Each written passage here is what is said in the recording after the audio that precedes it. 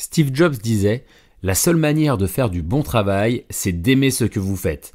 D'ailleurs, savez-vous quel est le point commun entre Kylian Mbappé, Emmanuel Macron, Angèle et Nicolas Hulot ? A priori aucun, si ce n'est celui-ci. Ils exercent tous et toutes une activité professionnelle qui fait sens pour eux.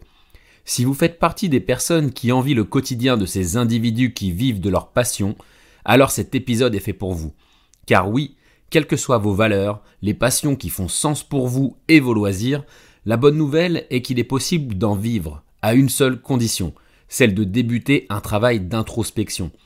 Loin de moi l'idée de vous orienter vers un long cheminement semé d'embûches, bien au contraire.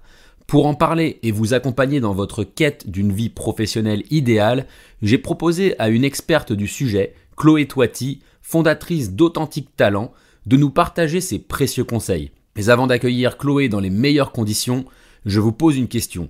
Êtes-vous prêt à vous investir pour trouver votre voie ? Si la réponse est oui, alors c'est parti. Jingle. 3, 2, 1. Bienvenue sur l'Influenceur avec un grand H, le podcast qui t'accompagne dans ta vie professionnelle. À travers chaque épisode, je te livre mes meilleurs conseils pour trouver ta voie et t'épanouir dans ton travail. Je suis Guillaume Couder et je suis très content de te retrouver pour ce nouvel épisode.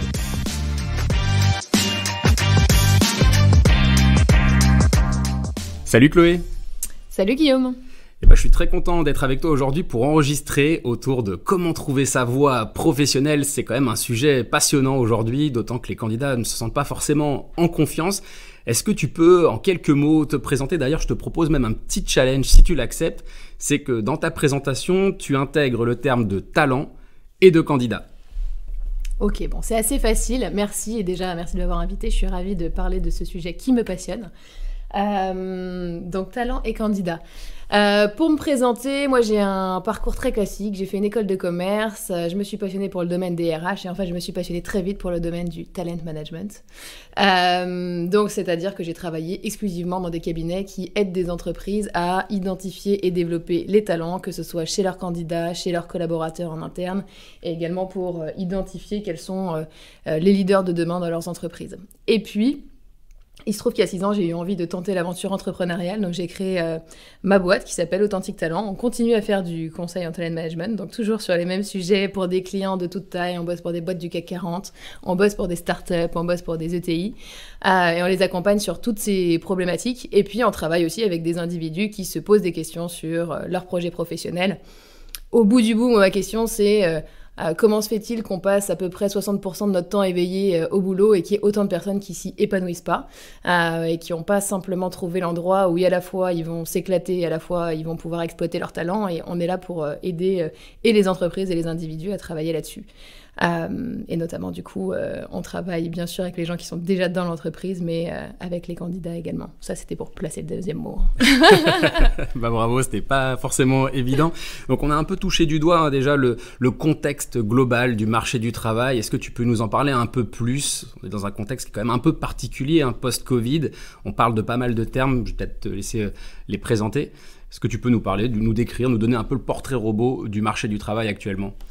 Oui, absolument. Alors en fait, ça dépend évidemment toujours des secteurs, des postes, etc. Mais c'est vrai qu'aujourd'hui, on est dans une période dans laquelle les entreprises ont des besoins de recrutement, ont du mal à recruter sur un certain nombre de profils. Et donc, ça fait très longtemps, aussi longtemps que je travaille dans ce métier-là, qu'on parle de guerre des talents. Je pense que c'est toujours un petit peu plus vrai. La seule chose, c'est qu'il y a ce terme très à la mode, c'est rajouter celui de la grande démission depuis le début du Covid, 2020. C'est-à-dire que les entreprises s'inquiètent de voir partir un grand nombre de leurs salariés. Alors pas tout le monde, heureusement, tout va bien, mais voilà, il y a des démissions massives, d'ailleurs particulièrement chez les profils entre 30 et 45 ans. Il y a des milieux qui sont plus touchés, la tech, le médical, l'hôtellerie, la restauration, etc. Et j'en oublie forcément. Et donc ça, c'est une tendance qui fait que, bien sûr, les entreprises se challenge beaucoup plus sur comment attirer des candidats, aussi comment retenir leurs collaborateurs plus longtemps, et ça donne bien sûr une place avec plus de force aux personnes qui sont en recherche d'emploi. Le rapport de pouvoir s'est un petit peu inversé.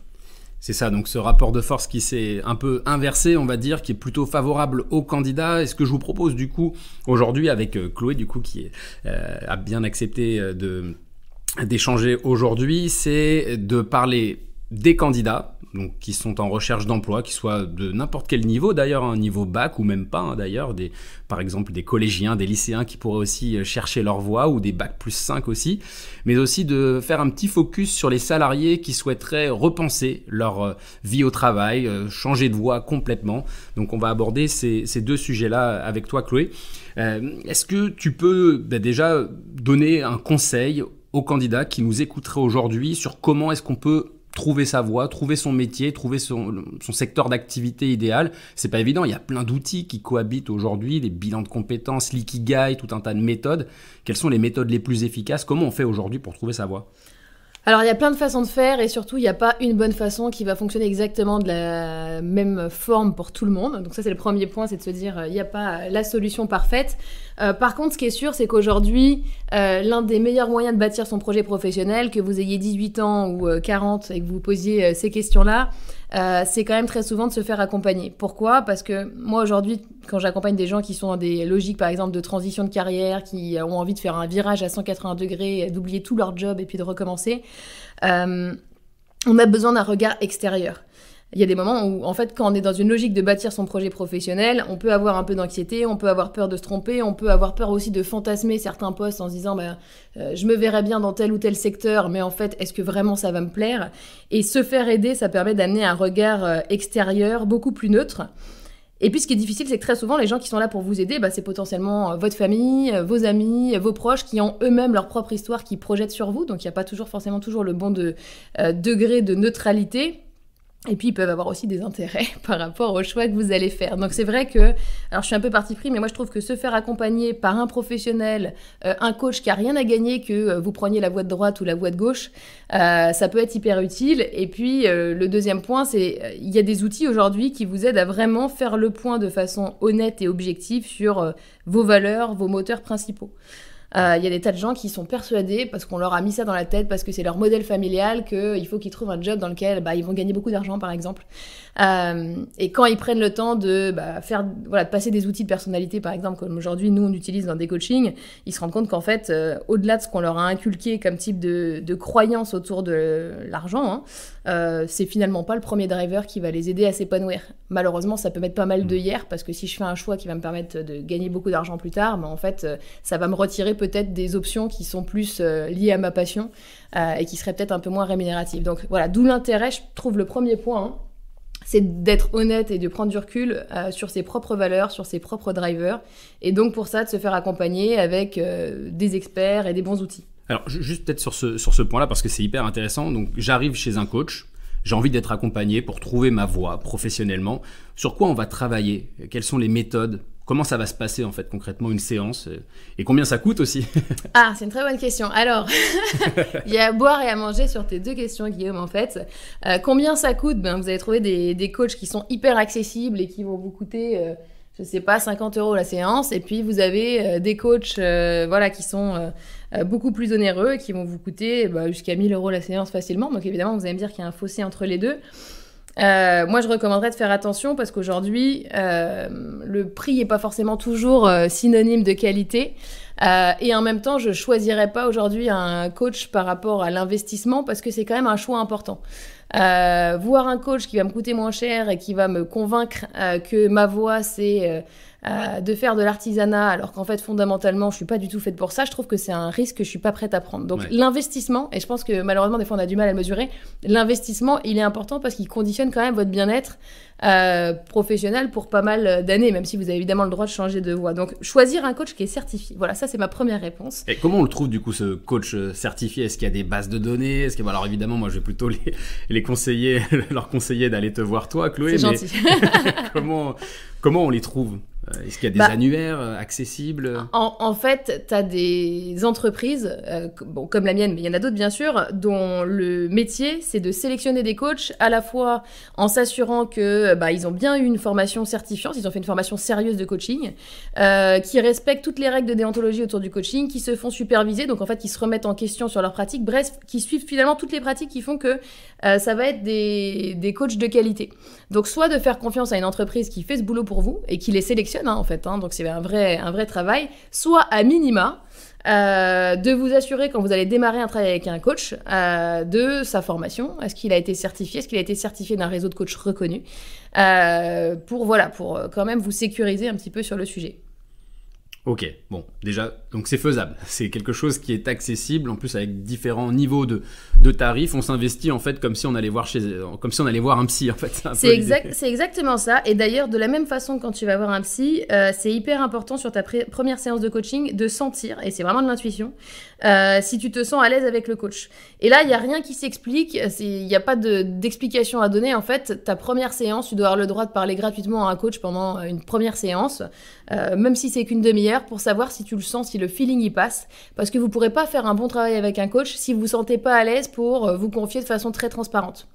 Donc ça, voilà, c'est un point, et il faut vraiment vous l'autoriser, et vous autoriser à dire à un coach au bout d'une demi-heure, vous êtes sûrement un super coach en fait, mais moi je me sens pas de vous raconter ma vie. Donc voilà, donc ça c'est vraiment un point important, c'est de réussir à faire ce qu'on appelle une chemistry meeting, donc une rencontre pour voir si la chimie passe entre vous et le coach. Parce qu'après, il va quand même vous poser des questions assez personnelles sur lesquelles vous allez devoir vous livrer, et vous ne devez pas attendre 6 mois que la relation s'installe pour être capable de vous livrer. Du coup, tu as quoi comme question, par exemple? Est-ce que tu as des exemples? Que le coach va poser dans la première séance? Ouais, par exemple. Il va te demander de parler de ta vie jusqu'à aujourd'hui, des choix qui ont guidé ta vie, des choix professionnels, très souvent quand même qui ont guidé ta vie, des expériences qui ont été difficiles pour toi, à contrario des environnements dans lesquels tu t'es hyper épanoui, si tu as déjà une première expérience dans un job, qu'est-ce qui t'a vraiment plu, pourquoi, qu'est-ce qui a été plus difficile, pourquoi. Donc faut être quand même à l'aise pour parler de ses vulnérabilités et pas juste des moments sympas, parce que c'est ce qui va l'aider à te poser les bonnes questions pour que tu chemines, parce qu'en fait c'est pas le coach qui va te dire pour quelle voie t'es faite, il va vraiment te poser des questions pour te permettre toi-même progressivement de clarifier le chemin. Ok, et ça, ce sont des choses qui sont confidentielles, je veux dire, ce sont des informations que vous gardez, c'est un peu comme un secret médical que vous gardez pour vous? Ouais, complètement. Le coach a un devoir de confidentialité, donc il ne racontera jamais ton histoire à quelqu'un d'autre de façon nominative, sauf si bien sûr il parle de toi dans une séance de supervision, mais sans dire que c'est toi, bien sûr. Donc oui, il y a un gros sujet de confidentialité. Et si j'ai envie d'y travailler de manière indépendante, autonome, sans passer par un coach, comment est-ce que je peux faire? Est-ce qu'il y a des outils, des méthodes un peu simples à mettre en œuvre, qui seraient des méthodes un peu light, on va dire, des méthodes très simples, et si on a envie d'aller plus loin, évidemment, on va avoir un coach, mais comment est-ce que je peux commencer à faire ce travail-là seul, dans mon coin, dans ma chambre, sur mon bureau? Ouais, en fait, t'as beaucoup de bouquins, de méthodes qui vont t'aider sur le sujet. Dans les méthodes qui sont très à la mode, t'as effectivement l'ikigai, qui vont te guider, notamment pour te poser des questions très classiques, là, que vous pouvez vous poser assez naturellement, c'est... qu'est-ce qui m'anime en fait, qu'est-ce que j'aime moins, qu'est-ce qui m'a plu comme environnement et quels sont mes talents. Donc en gros, si je réfléchis au feedback que m'ont donné mes proches, ma famille, mes amis, les personnes qui ont travaillé avec moi dans mes jobs précédents, dans mes stages précédents, etc., dans mon entreprise précédente, selon votre degré de seniorité, qu'est-ce qu'ils ont reconnu de mes qualités ? Qu'est-ce que les gens vous disent de vous, et à contrario, qu'est-ce qu'ils ont peut-être reconnu de vos points d'effort, de vos limites. Et tout ça, c'est des questions que vous pouvez vous poser. Ça guide un peu votre introspection, parce que finalement, derrière l'ikigai, il y a qu'est-ce qui m'anime, mais aussi quels sont mes talents et de quoi le monde a besoin. Et est-ce que tout ça, c'est bien en corrélation? C'est-à-dire que si je suis hyper enthousiasmée par une voie dans laquelle il y a absolument zéro besoin aujourd'hui, peut-être que ça vaut le coup de repenser un tout petit peu le projet. Il y a un concept de réalisme, en fait, quelque part. Est-ce qu'il y a des voies un peu de tendance en ce moment, des choses vers lesquelles les candidats, qu'ils soient d'ailleurs expérimentés ou non, vers lesquelles ils s'orientent tout spécifiquement en ce moment, des domaines d'activité, des métiers en particulier qui sont particulièrement tendance? Est-ce que tu aurais un top 3 ou... Ouais, bien sûr que j'ai un top 3. Déjà, moi, ce que j'ai vu comme tendance, c'est beaucoup de personnes qui quittaient le salariat pour se mettre en freelance et justement pour être capable de travailler à distance, de n'importe où, en remote, avec vraiment ce sujet de je veux pouvoir voyager, je veux pouvoir être libre, je veux pouvoir faire mon métier de n'importe où. En mode digital nomade, en fait. Exactement. Et ça peut être une fausse bonne idée ou une vraie bonne idée, ça dépend de vous. Mais en fait, derrière le fantasme et l'image très brillante qui est décrite autour de ça, moi, j'ai accompagné des gens qui finalement, au bout d'un moment, ont réalisé qu'ils avaient besoin d'avoir une équipe autour d'eux, mais physiquement. Et que derrière l'image un peu glamour de je vais aller travailler sur mon île, et ben, au bout d'un moment, il pouvait y avoir un peu de solitude. Donc ils se retrouvent un peu en mode solo sur leur île et Ouais. finalement ils se rendent compte qu'ils ont besoin d'être entourés. Absolument. Ok. Et d'échanger, d'avoir une vraie équipe. Et que le freelance, non, ça convient pas à tout le monde comme format, en fait. Et il y en a d'autres qui vont être hyper épanouis. Mais donc, voilà, dans les tendances, il y a évidemment ça, le côté je me mets en freelance et j'ai de la liberté. On a vu pas mal, parce que, tu vois, on a accompagné l'année dernière, pour donner un exemple concret, environ 400 personnes d'une entreprise, donc qui étaient en train de partir de cette entreprise et qui sont vraiment ouverts à l'option de changer radicalement de métier. Parce que très souvent, quand même, quand tu pars d'une entreprise et que c'est un départ volontaire, tu gagnes aussi un petit peu d'argent pour partir. Donc, ça t'ouvre quand même pas mal d'options. Un petit parachute. Voilà, un petit parachute. Et en fait, une grosse partie se sont dit, on va faire un métier dans voilà, les médecines alternatives ou le bien-être. Donc, travailler autour de l'énergie, la sophro. Les naturopathes. Les naturopathes. Ouais. Pardon, je rigole, mais c'est un métier très sérieux. Qui d'ailleurs, sérieux. pour la plupart, j'ai fait virer sur Doctolib. Je crois que j'ai entendu justement. Il y en a pas mal qui s'étaient fait dégager de Doctolib. Mais il y a eu un gros sujet là-dessus. Je pense que c'est de la mode, mais aussi on parle tellement de bien-être. Et voilà, il y a des personnes pour qui ça a touché une corde, en fait, ce sujet-là. Après, la question, encore une fois, c'est pour ça que je te parlais du principe de réalité. On peut pas être dit naturopathe dans la même rue, c'est difficile. Et puis, ça nécessite aussi un certain nombre de talents naturels dont certains peuvent être assez loin, en fait, et qui va les mettre vraiment en zone d'effort. Donc, voilà. Ça, je pense que c'était quand même la deuxième tendance que j'ai vue. Et puis, je pense qu'il y a quand même... alors, c'est pas un métier en tant que tel, donc je vais pas répondre à ta question directement, mais il y a un vrai sujet autour de retrouver un équilibre de vie privée, vie pro, et donc des personnes qui vont chercher une voie dans laquelle t'es pas obligé de faire du 8h, 19h dans un environnement hyper normé. Donc voilà, entre guillemets, d'être attiré par des jobs avec beaucoup plus de souplesse, de flexibilité et de temps pour soi. Ouais. Alors, il y a quand même un sujet, et c'est vrai que ça revient souvent dans la bouche de professionnels comme d'étudiants qui me disent moi, j'entre sur le marché du travail, j'ai pas d'expertise, ou alors je veux changer de métier, mais j'ai aucune expertise du coup dans le nouveau métier que j'ai envie d'exercer. Comment je fais pour me démarquer sur ces sujets-là, alors que jusqu'à présent, j'ai aucune expérience dans le domaine? Comment je fais? Est-ce qu'il faut que je me forme? Est-ce qu'il faut que j'acquière d'abord des expériences peut-être on va dire d'un niveau moindre? Comment on fait? Ouais, je crois qu'il y a toujours ce moment d'angoisse où tu te dis comment est-ce que vraiment je vais réussir à intéresser une entreprise quand j'ai pas ou peu d'expérience, quand j'ai pas ou peu d'expertise. Et ce syndrome, il peut te suivre toute ta vie. Alors parfois, c'est évidemment très légitime, mais moi, je connais des personnes qui, après 10, 20, 30 ans, 40 ans, se demandent s'ils vont vraiment avoir quelque chose pour se démarquer. Donc voilà, c'est de réussir à prendre confiance en soi en se disant aujourd'hui, si vous avez trouvé une voie pour laquelle vous allez avoir, entre guillemets, des compétences aussi un peu naturelles, l'entreprise, aujourd'hui, est quand même formée pour les identifier. C'est-à-dire que vous, très souvent, vous choisissez une entreprise sans avoir beaucoup d'éléments très sincères sur est-ce que vous allez vous y plaire et comment ça se passe vraiment dedans, au-delà de ce qu'ils me racontent. Eux, par contre, ils ont des outils pour vérifier qu'au-delà de ce que vous avez déjà comme expertise, est-ce que vous allez être capable de vous développer, est-ce que vous allez être capable d'apprendre, est-ce que vous allez être capable de bien fonctionner en équipe, et tout ça, ça va compenser. Donc en fait, voilà, au-delà de l'expertise, juste faites-vous confiance sur tout le reste que vous pouvez apporter. Le côté collaboration, la dimension relationnelle, j'en sais rien, la rigueur ou la créativité, et de réussir à mettre ça en avant. C'est drôle parce que ça me fait penser à ma propre expérience de chercher un stage de fin d'études en Australie. C'était assez ambitieux et du coup j'avais évidemment aucune expérience et je me souviens que le patron qui m'avait recruté pour cette expérience-là m'avait dit en fait c'est votre enthousiasme qui vous a sauvé. Il m'a recruté sur la seule qualité de mon enthousiasme puisque j'avais pas d'expertise technique. Donc voilà, suivre ses passions, montrer qu'on a envie. L'envie, ça peut nous sauver dans pas mal de situations professionnelles. Je sais pas si tu as d'autres choses à nous partager là spontanément ou des exemples. Moi, j'aime bien quand les gens nous partagent des anecdotes, des choses un peu vécues par des personnes que tu aurais rencontrées par exemple en coaching. Des choses qui peuvent être un peu assez intéressantes ou parlantes pour les gens qui nous écoutent.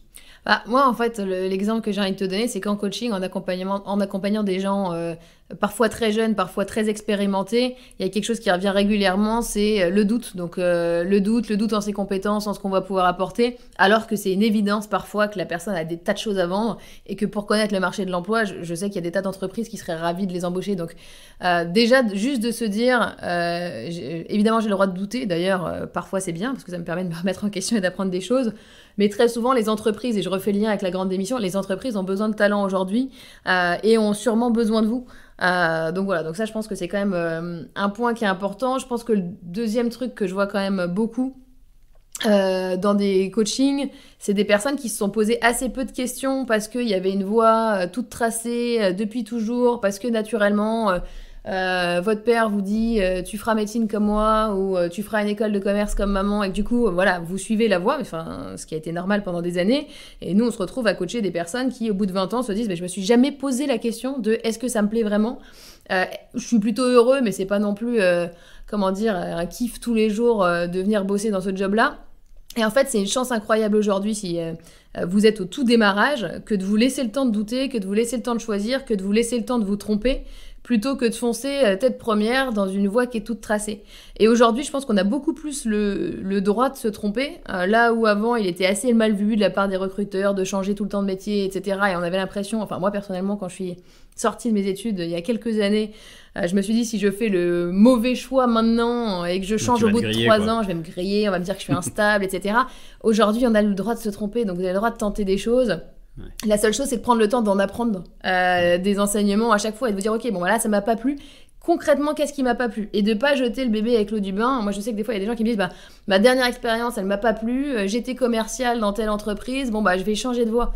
Ouais, mais peut-être qu'en fait, le commerce, ça t'intéresse toujours. Mais c'est la grosse structure ou ton manager ou ce secteur d'activité qui t'a pas plu. Et pour autant, t'es peut-être fait pour le commerce, en fait. Donc voilà, c'est de prendre le temps quand même de se poser et de s'autoriser à se tromper. Ouais, ça c'est rassurant parce que j'entends pas mal de personnes qui entrent sur le marché du travail, qui par exemple sont à des niveaux bac plus 4, bac plus 5, ou qui entrent tout simplement sur le marché du travail, même à des niveaux d'études un peu plus accessibles, on va dire, niveau bac plus 2, et qui ont une première expérience professionnelle qui est pas forcément idéale, on va dire, qui découvrent un métier qui leur plaît pas, et ils se découragent tout de suite. Donc toi, ton conseil, c'est de dire non, en fait, vous avez plein d'autres possibilités, allez les explorer, quoi. Absolument, et tente des choses, profite des stages, profite des jobs d'été, profite des alternances. Enfin, moi, je vais te donner mon exemple. Il y en a qui vont se marrer en écoutant, mais tu vois, je me suis lancée dans une école de commerce parce que je ne savais pas ce que j'allais faire de ma vie. Donc, comme beaucoup de gens, je me suis dit, tu te fermeras moins de portes, tu fais un truc un peu généraliste. Comme moi. On est plusieurs dans ce cas-là. Et je me suis dit, je vais profiter de mes stages. Et j'ai tout fait en alternance pour essayer de tester différents points. Donc, moi, j'étais attirée par la partie humaine. Donc, je me suis dit, je vais quand même tenter des choses dans le domaine des RH. Mais les RH, c'est hyper large. Ma première année d'alternance, ma deuxième année, ma troisième année, je suis ressortie de là en me disant franchement c'était pas mal, mais je me vois pas faire ça toute ma vie, quoi. Et je me suis dit, mais j'ai eu l'anxiété de me dire, mais je vais faire un job où je vais aller à reculons, où intellectuellement je vais pas m'amuser, etc. Et puis coup de bol, à la fin de mes études, il y a eu un petit crack sur le marché de l'emploi. Donc en fait, ma voie toute tracée qui était de rester dans mon entreprise où j'étais en alternance en RH, elle s'est complètement effondrée parce qu'ils avaient plus de job à ce moment-là. Et j'ai écouté mon réseau, et comme quoi des fois ça aide de s'ouvrir un peu sur des rencontres. Et j'ai quelqu'un dans mon réseau qui m'a dit mais tente le conseil en talent management. Moi je savais pas du tout ce que c'était. Et je suis sûre que ça te plairait en termes de personnalité. Et en fait, écouter des gens de l'extérieur qui n'ont rien à gagner, j'y suis allée vraiment par curiosité. Je pense que c'était vraiment un bon conseil. Et ça a été une révélation. Donc voilà, de temps en temps, c'est de se laisser la possibilité de ne pas s'angoisser, de tenter au maximum, d'écouter les gens autour de vous et puis de vous faire votre propre avis. Ouais, d'avoir ce niveau d'ouverture et une expérience négative et positive dans le sens où elle vous permet d'identifier ce qui vous plaît et ce qui vous plaît pas. Donc ça, c'est pour des candidats qui sortiraient d'études, par exemple. Maintenant, pour des professionnels qui auraient envie de changer de métier, de se reconvertir, comment on fait ? Parce que s'inscrire à une formation alors qu'on est en poste, on n'en a pas forcément parlé à son manager, ça peut être un peu délicat. Comment on procède concrètement ?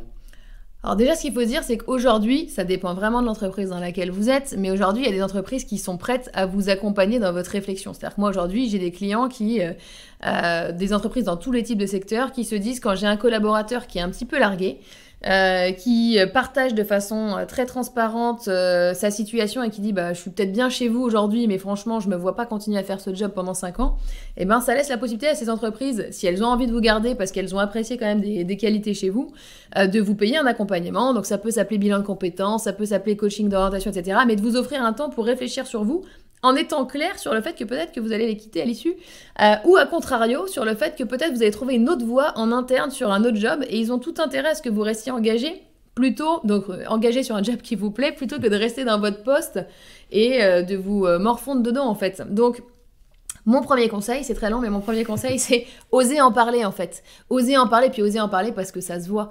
Après, avec le bon niveau de discernement, c'est-à-dire qu'il y a des cultures d'entreprise où vous savez qu'en fait ça va pas être accepté, où votre manager va pas l'entendre, etc. Et évidemment, il faut vous ajuster, il n'y a pas une seule bonne façon. Bon, après, je reviendrai sur, bien sûr, essayer de vous faire accompagner par quelqu'un d'extérieur. Et puis, faites l'analyse. Ok, aujourd'hui, j'ai envie de changer de voie. Qu'est-ce qui me plaît vraiment dans mon environnement actuel? Et faites les plus et les moins, en fait. Hein. Quels sont tous les éléments qui me donnent le sourire au quotidien? Quels sont tous les éléments de frustration? Et qu'est-ce que ça me dit sur un environnement qui peut être bien pour moi en osant un peu challenger tout? Est-ce que... je te prends un exemple. Tu vois, j'ai accompagné une personne, là, sur les derniers mois... qui a un poste à responsabilité, qui a une petite quarantaine d'années et qui se dit je suis pas mal, je suis pas du tout en désarroi dans mon poste actuel, mais j'ai le sentiment quand même que je pourrais m'amuser beaucoup plus. Et en réfléchissant, c'est la grosse structure, donc il est dans une très grosse boîte avec beaucoup de normes, beaucoup de process, etc. Ça fait partie des éléments qui le pèsent. Donc en fait, il arrive à l'idée de mon métier, j'en ai pas fait le tour, mais par contre, j'ai peut-être envie de le faire dans une structure à taille humaine, avec moins de code, avec plus de liberté. Donc voilà, parfois, ça nécessite pas de tout changer, mais juste de s'interroger sur qu'est-ce qui m'intéresse. Puis la même personne qui me disait, j'ai besoin d'avoir une équipe autour de moi en fait, et d'avoir un esprit d'équipe vraiment. Il y a des entreprises où la culture, elle est très axée sur la collaboration et d'autres moins. Donc vraiment de faire quelque part un diagnostic. Ouais, donc ça, il faut prendre son courage à deux mains. On a une vie professionnelle, on a une vie personnelle. En fait, on a une vie tout court. Donc voilà, il faut juste foncer. Alors, juste pour nous réconcilier aussi avec ce concept du CPF, parce que c'est vrai que le CPF, dans l'esprit des gens, c'est toutes les arnaques. Exactement, qu'on peut recevoir assez régulièrement, quoique un peu moins en ce moment, même beaucoup moins. Ça s'est un peu calmé. Est-ce que tu peux nous parler un peu de ce dispositif, puisqu'il peut quand même être bien utile, je pense, aux salariés qui veulent se reconvertir? Ouais, absolument. Et en fait, c'est important parce que tu vois, je te disais tout à l'heure, parfois ton entreprise, elle est prête à investir, à te payer un bilan de compétences, d'orientation à coaching, mais parfois, tu sais que ton entreprise ne te le payera pas. Et le CPF, c'est un dispositif qui te permet d'avoir un montant que tu peux allouer de la façon que tu souhaites au type de formation que tu souhaites. Et ce montant, il est évidemment dépendant du nombre d'années pendant lesquelles tu as cotisé, donc du nombre d'années pendant lesquelles tu as déjà travaillé. N'empêche que même si tu as 25, 28 ans, tu as souvent déjà un budget là-dessus. Et tu as des organismes de formation qui sont accrédités. Alors, c'est une accréditation qui est longue, je peux t'en parler parce que nous, on l'a passée. Mais qui te permet de choisir tout seul, sans avoir besoin de demander à ton entreprise, de choisir une formation. Donc, par exemple, si tu te dis, je veux me reconvertir et je veux commencer à faire une formation en parallèle qui va me permettre de me reconvertir, tu peux le faire. Si tu te dis, il me manque de parler anglais pour m'ouvrir plus de portes, tu peux te former aux langues. Et puis, il y a aussi vraiment toute la partie bilan de compétences qui est en fait accessible et qui te permet, si tu n'as pas envie de le confier à ton entreprise, de démarrer un travail avec un coach. Ok, bon, c'est hyper intéressant tout ça. Alors maintenant, si on applique ce sujet, ce sera peut-être ma dernière question aujourd'hui. Si on applique tous ces conseils à toi-même, Chloé, comment tu te vois évoluer professionnellement? Tu as déjà, on va dire, un métier bien chargé, un quotidien d'enfer, on va dire. Ouais. Est-ce que tu peux nous parler de tes propres aspirations et de la manière dont tu te vois évoluer? Ouais, bien sûr. Écoute, déjà, c'est particulier parce que j'ai démarré tout à l'heure en disant que moi, j'avais été complètement larguée sur mon choix professionnel au démarrage. Et finalement, je suis tombée par hasard dans un job qui me passionne. Et la réalité, c'est que je considère que j'ai une chance incroyable aujourd'hui d'aller au boulot en souriant tous les matins, de m'éclater, tu vois, d'avoir le type d'environnement, le type de culture d'entreprise. Bon, c'est ma boîte, c'est plus facile, d'avoir des gens autour de moi avec qui j'apprécie d'interagir. Donc, c'est vrai que je me suis moins posé la question tous les 4 matins de comment j'allais changer. Mais à l'intérieur même de ce métier, il y a un moment où je me suis dit, j'ai besoin d'être dans une boîte qui est alignée avec mes valeurs. Donc, c'est ce qui fait que j'ai changé de cabinet à un moment. J'ai besoin d'être dans une entreprise qui me permette de me former, de sentir que je développe mes compétences. Donc, c'est ce qui fait que j'ai changé aussi à un moment. Puis un jour, je me suis dit, pour changer, sans changer de métier, parce que le métier du développement des talents, c'est vraiment quelque chose qui m'intéresse beaucoup. Mais pour changer, je vais tenter l'entrepreneuriat. Et ça, c'est quelque chose aussi qui me passionne. Du coup, comment je me projette? Moi, tu sais, à chaque phase de croissance de ma boîte, je change de métier. C'est-à-dire que les premières années, je faisais tous les coachings moi-même. La 3e année, j'ai recruté des gens qui font tous les coachings à ma place. Et donc, mon rôle est de devenir une espèce de super commercial de ma boîte. Et puis au bout de 6 ans, mon job, c'est de devenir vraiment et manager, et de créer des offres, et d'impulser la stratégie, parce que bien entendu, quand ma boîte, elle grossit, finalement, je change de job. Donc je reste toujours dans le même métier, en sachant que, voilà, avec l'ambition de mon entreprise, je vais naturellement, en fait, changer de quotidien tous les 2-3 ans. Pour le moment, ça me suffit, donc pas de projet encore. Ouais, tu conserves ce dynamisme, c'est l'intérêt aussi des petites structures, c'est clair. Bon, en tout cas, merci beaucoup Chloé pour tous tes éclairages. Avec plaisir, merci à toi. C'était hyper sympa d'échanger avec toi. Et puis, si vous souhaitez en savoir plus, évidemment, n'hésitez pas à prendre contact directement avec elle. Merci. et découvrez aussi son podcast, le podcast d'Authentique Talent, sur lequel j'ai eu le plaisir d'intervenir aussi. Merci encore, Chloé. Merci à toi. 3, 2, 1. L'influenceur avec un grand H, c'est fini pour aujourd'hui. Merci d'avoir écouté cet épisode, j'espère évidemment qu'il t'a plu. Si tel est le cas, n'hésite pas à t'abonner pour ne pas louper le prochain. À bientôt!